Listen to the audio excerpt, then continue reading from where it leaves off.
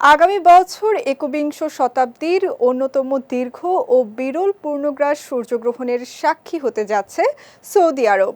২০২৭ সালের ২ আগস্ট দেশটির পশ্চিম ও দক্ষিণাঞ্চলের বিস্তীর্ণ এলাকা দিনের বেলাতেই কয়েক মিনিটের জন্য অন্ধকারে ঢেকে যাবে। এই বিরল জ্যোতির্বৈজ্ঞানিক ঘটনা শুধু সাধারণ মানুষের জন্যই নয়, বরং বিজ্ঞানী, গবেষক ও আকাশ পর্যবেক্ষকদের জন্য একটি গুরুত্বপূর্ণ উপলক্ষ হিসেবে বিবেচিত হচ্ছে।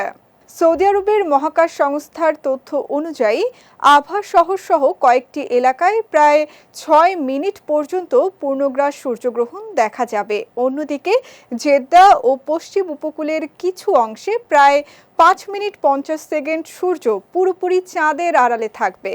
পূর্ণগ্রাসের এই দীর্ঘ সময় সূর্যের বাইরের স্তর বা করোনা পর্যবেক্ষণের বিরল সুযোগ এনে দেবে, যা মহাবিজ্ঞান গবেষণায় গুরুত্বপূর্ণ ভূমিকা রাখতে পারে।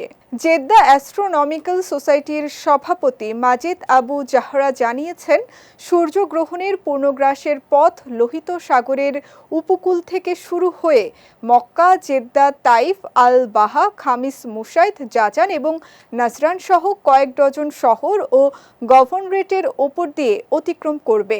ফলে এইসব অঞ্চলের বাসিন্দারা বিরল এই দৃশ্য সরাসরি উপভোগ করার সুযোগ পাবেন।